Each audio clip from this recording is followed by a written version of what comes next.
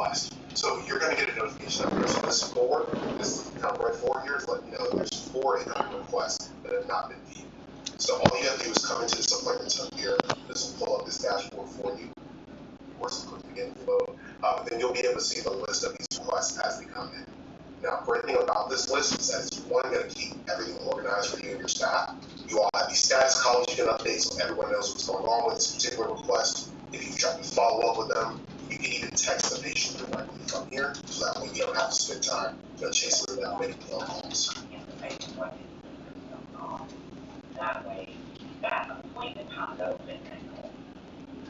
And then she's going to be able to come in. She's going to be able to go on. Yeah, all of us. I mean, they're really on that. Yeah, with that, then they're just going to do ultrasound for the guy for the case. The other people are going to come in the morning. See for that. That's one of them. So, at that time, they'll go in and do that. So, yes, we choose not give them this. So, if not one of them, we can change that, right? Okay.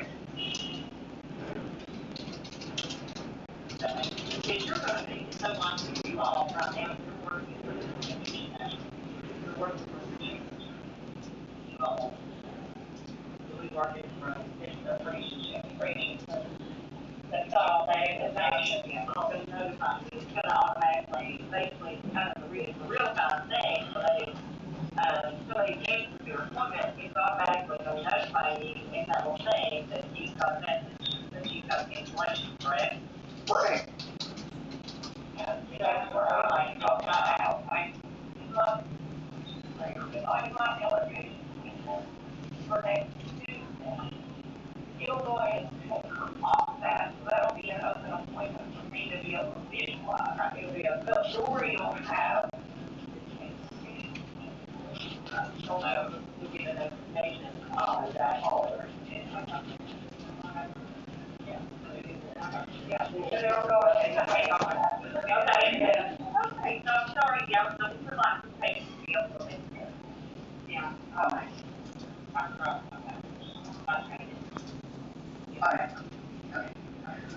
Alright. No worries. That is what we want. Alright, perfect. So the next question is, I wanted to understand if you guys are using the flow tracking in Integri currently, the arrival and in status in Integri. We are, yes, they do. The patient comes in, they do the arrive. Well, they do. Yeah, because they don't have paper check out and stuff, but I think they mainly only use it for check in and check out. We don't do clients or something. Yeah. Okay, so what we can do in Frisia is, once the patient has completed their paperwork and they're ready to be seen by the provider, you shift them to another box and that updates as in check-in in Integri. And the second part is when they are in office completing the paperwork, which is different than what is sent in advance. When they complete that paperwork, the status updates to arrive, and then you push them again to another box, it updates as check-in.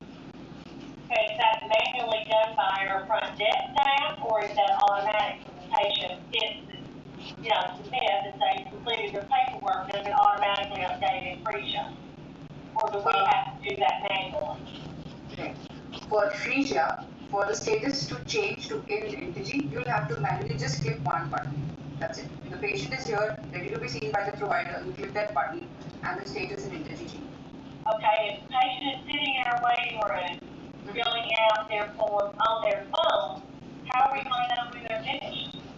Correct. So when they complete the paperwork, here as you can see, the second box, registration in progress, is like they're completing the paperwork. Once they complete it, they move down to the next section automatically. That is when it changes to the arrived, ARR in Integri. Okay, it automatically changes in Integri. Yes. One of their staff doesn't have to go in there, it's been finished her, I need to move her to ready. Correct. Okay, so it's not done manually, it's done automatically for free. Yes.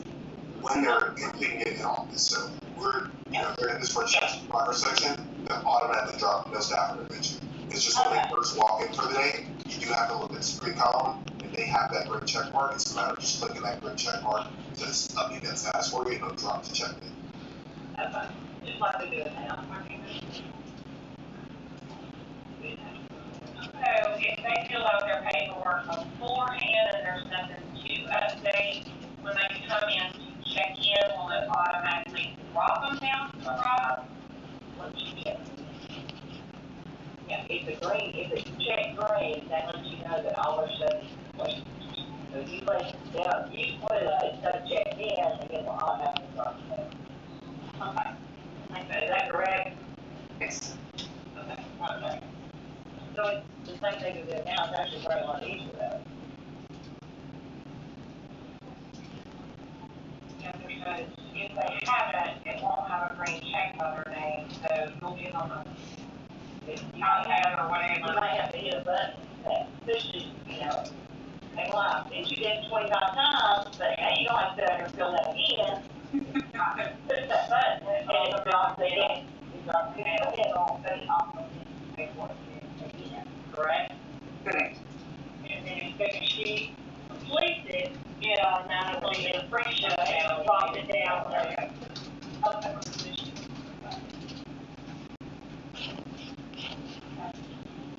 I know it sounds very complicated right now, but as you complete your training, it's very simple, I promise.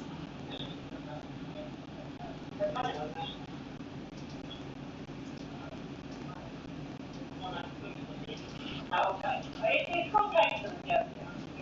Yeah. Hopefully a lot of it. Yeah, just energy. Alright, okay. Alright, perfect. Just wanted to understand in terms of scheduling, do you schedule a lot of patients a day before their appointment or same day? No, very few, Alright, okay. but it does happen. It does.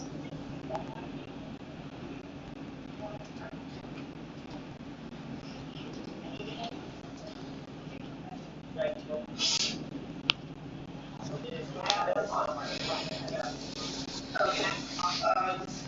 Coming to the payment section, the billing part, the first thing I wanted to understand is for Freesia, what kind of journal you'll be using? Is it a journal you'll be opening, like creating a new journal every day, or you'll assign a particular journal and open it?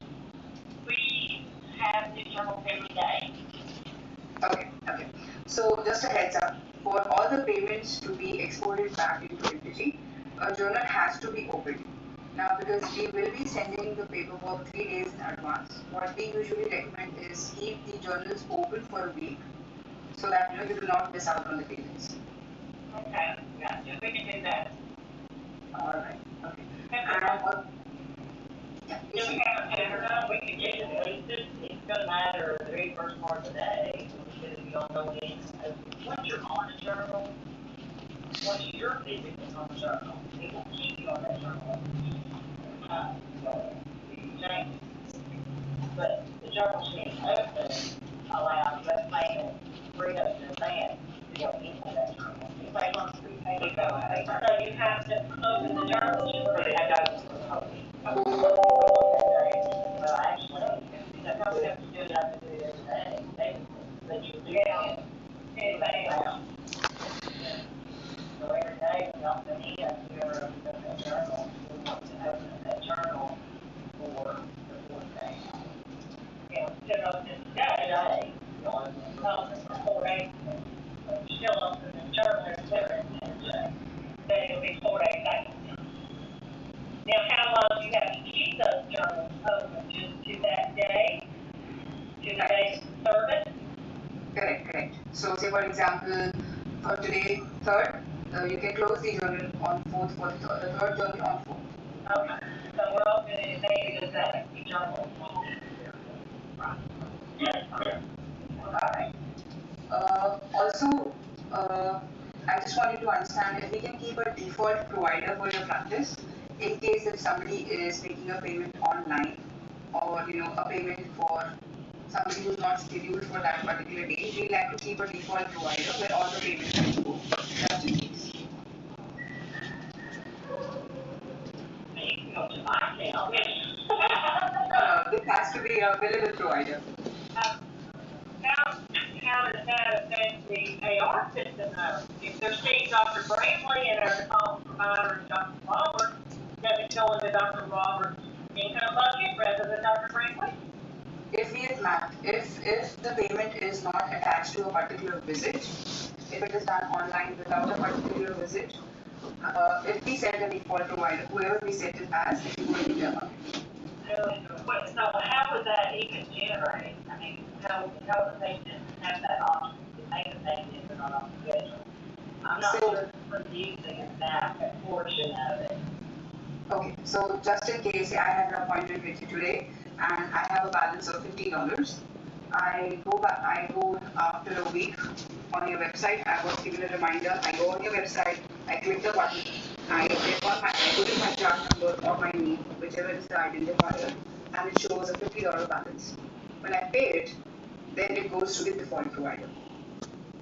I don't know if, like I say, I don't know that we're actually going to be using that. Yes, your time change kari done. Alright, okay. 5:30 to 2:30. 2:30, yeah.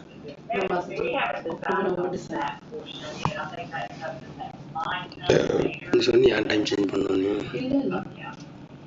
Yeah, their doctors are paid based on the money that comes into the practice for them specifically.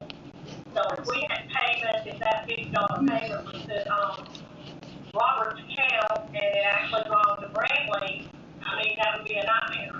It would just, you see what I'm saying? I mean, I think that was the portion that we did not that had a lot more thought. Alright, This is what we potentially do. The payments that they're going to be making are going to be ridiculous. Anything that is has to, we will know that and continue to review when you wait to talk business. got it, okay. Alright, and just to confirm, we collect the specialist copay? Yes. The majority, that's where it gets tricky with us. I think we were going to have to decide when Okay. Because when you get out, and a patient, a pregnant patient, a lot of times they're primary care. But, I think for the most part, it is a specialist. Okay, so again, there are two ways to go here. One is we run our own EAP. If we select to go ahead with the specialist copay, we're going to show the specialist copay. Now in case in Indegy you have a different copay selected, I can do the settings to override that and have Indegy as your first priority and Frisia as your second priority. So, yeah.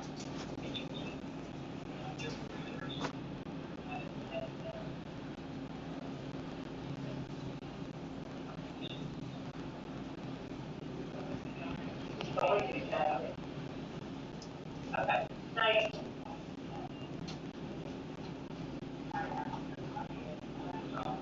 She's saying Energy says, but if Energy doesn't say anything, then it'll talk about it. Okay.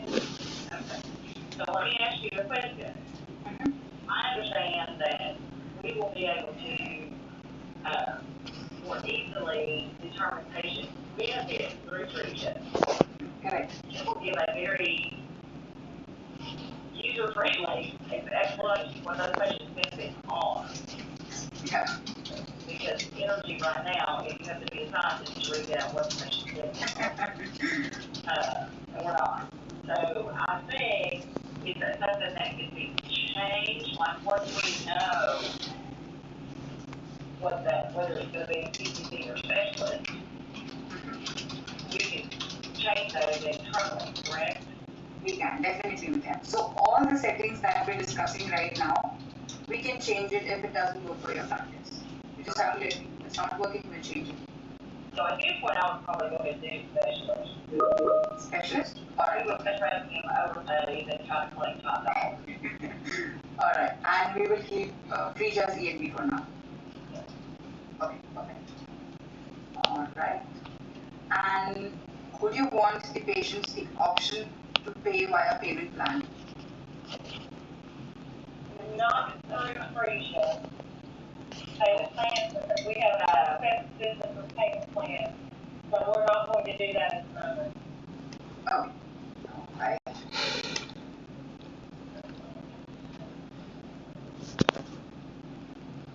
And just to confirm, are you guys currently screening for COVID? Yeah. And do you have or do you conduct telehealth appointments? Anyway. The telehealth appointments? I also I like to say, I'm a big seller. But yeah, we do that. I know, we're not, at this point, no.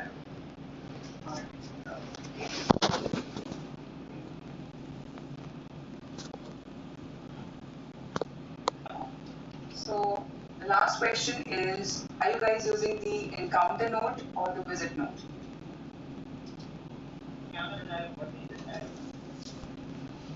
Maybe either. It's an encounter, but like, demo shopping and they're all encounters. As the appointment itself is checked in as an encounter.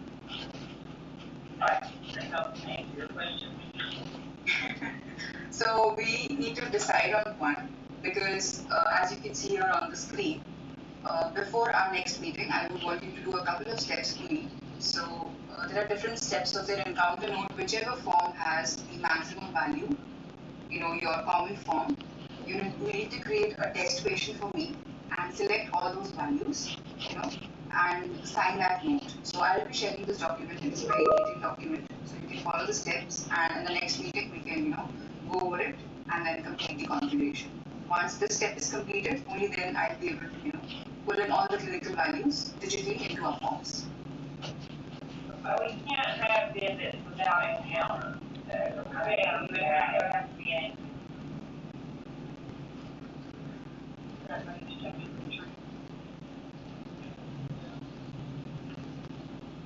Just the last part. Thank you so much for your patience. Okay.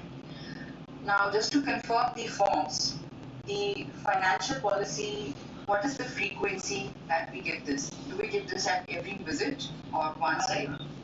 Financial policy is every year. Okay. And how about the release of information? Every year. Or every 12 months. So it's a 12 month, it's only good for 12 months. So it could be February to February, or it could be June to June, or June to whatever. And like a 12 month period from the date of the sign.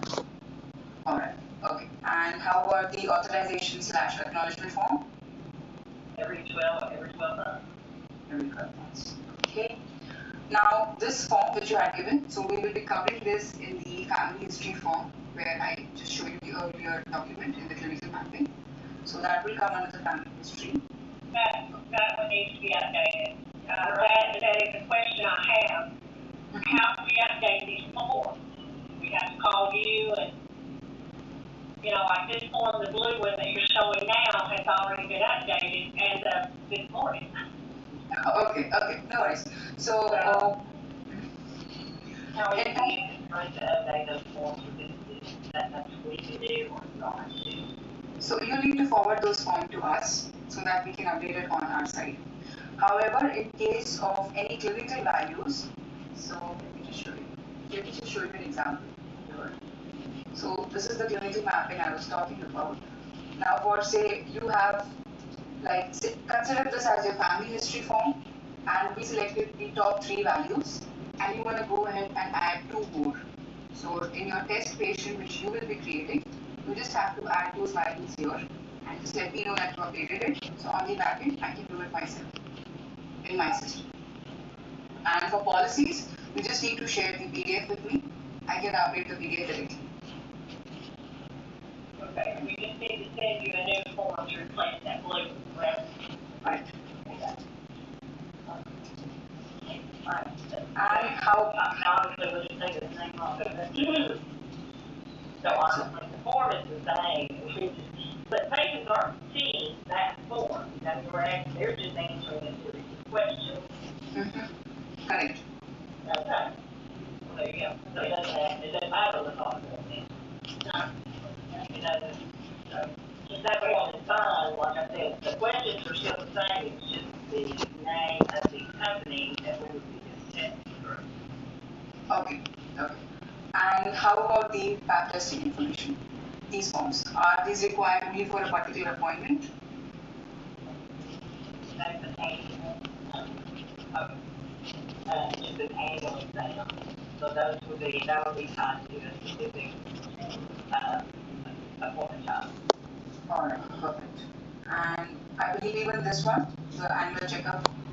That would be the same, annual checkup. Okay. So apart from this, how about the demographics? How do we capture that? Do we have any form? We have a demographic form that you have, I don't think. Oh, okay. What I understood from your one that patients have to buy. So patients are a consent, I think is how. It's like, I'm not about it, but I just assumed. I'm sorry. No worries. Alright, so So,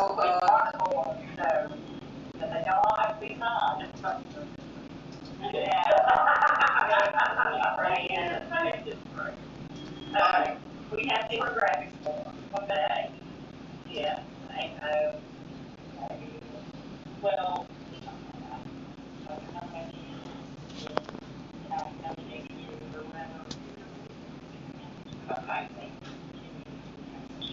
Okay. So we do have a few other forms that we will get you for our project, for our check-in, patient. alright, okay, perfect. So Okay, that works. Alright, so after the call, I have a question on the clinical side of that. You will understand this more whenever you get the form from Pam, but I know you all gotta map it to where they're gonna match each other. But you don't know how often we get someone that has some kind of rare disease that's not on our form, or, has something go on that they handwritten in. How is that gonna map into Entergy, into their file? correct. Let me just visit my screen. Okay. So, like you have the options here, like anemia, polyps, right? Similarly, we'll also keep an option saying as other. And whenever they click on the option other, they have a free text to answer, say for example, breast cancer, which was not there, or any other type of cancer, and they can free text enter it, and that will pop up into Entergy. It should be the doctors are not gonna like that, because what we have to do is whenever they have their form and they put it down, they've got chicken pox and it's not in here, we have to go to this search thing and it pulls up, is it a history of, is it a diagnosis of, or is it like a surgery, is it a procedure they've had?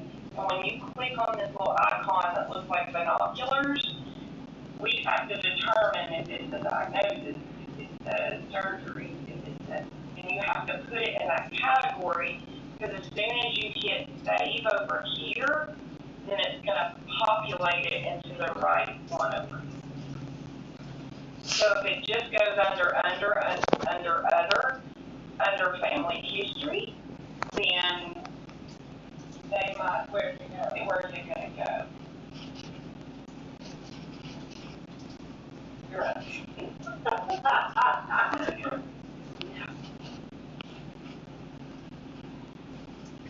Yeah, I can go in and print off one of my new patients demographics. So basically, we need forms that we use in this office populated and mapped. Well, I wondered about that, and I'll get you, yeah, we got more,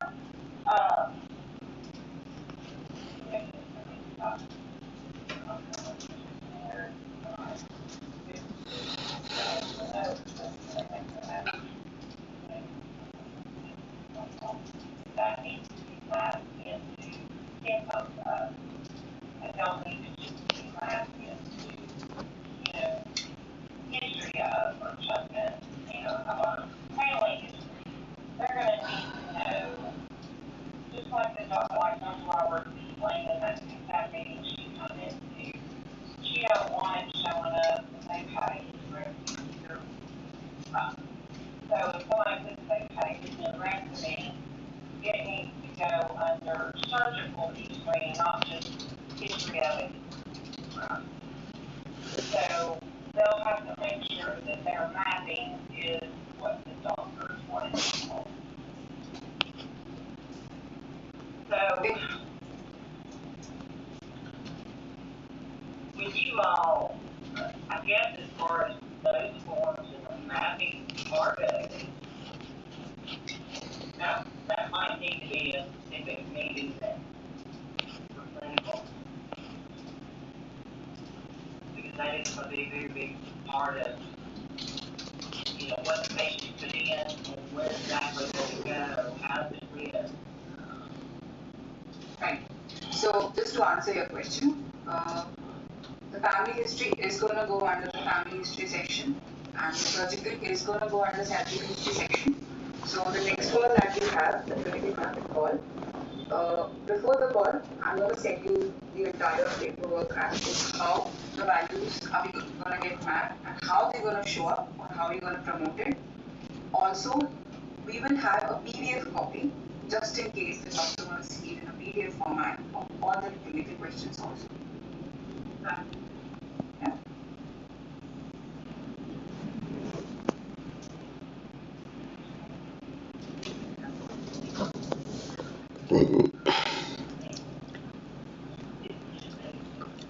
Patient information, correct? So when the patient fills out these forms, everything for us. There is still going to be some portion of we are going to have to make something in. It may be that it may question is going to be is there anything that you were unable to list, Tom. I'm not going to run what I did. That's so Phreesia has this how Phreesia works is it has memory option. Now say for example in my previous visit I updated my address. It's going to remember that and I'm going to show you the updated address. Or clinical history, my medical history, family history, whatever I answered in my previous visit in Phreesia or whatever is stored in IntelliG, it is going to populate that value. I will have the ability to update it as a patient, add new values or remove a value. But I think our question is if there's something on the form, it has all those things listed, but the patient has health needs and it's not listed on that form, how does that information then get input into, would it not just be a manual thing that you'll have to enter into that? Down or no? That anybody would have to do? If we give the MAs train rights where they know that we're under other, you're not going to be able to have an other section. It's not going to show up right in energy. I know she's saying that there's going to be an other option for them to click on that puts stuff in, but it's not going to populate into the energy correctly. So when they look at that other section, and you look at that other section, and they've written in XOD, you as the MA would have to go to that search bar and import that information into whatever. But it has to show up somewhere. She's going to be looking at their phone to tell them they've written it. Oh, my God. It's going to be on the screen. It's going to come up in the screen just other? Are they gonna be able to see that field that says other, to see what they've written in it? Yes, I believe so, yes, you should be able to see it. I'm just gonna show you a document. Just a second. Okay, I'm sorry, somebody went to my 3 o'clock appointment, till 11 o'clock.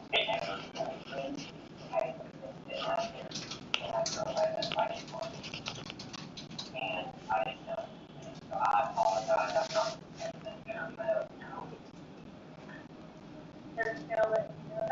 Yeah, I mean, I'm saying they want to find things that we're going to try to as we get into it. Yes, And obviously, you know, Risha is not here to completely replace everything. yes. There's still going to be, and I've read that, and I realize, you know, there's still going to be a lot of things that we are going to have to manually do. So. Right. I mean, maybe we can send you an example. I can try to remember somebody that they're in, like their demographics look like off the chart, because let me tell you, we get a lot of them. You know, there's somebody that literally can be on 30 different vitamins and medications, and they literally don't want to list them. They just say, see attached list. Well, the MAs, if you check in and we're thinking their forms are updated and you get the facts, they're not going to notice unless they go through their forms and everything. But, Dr. Roberts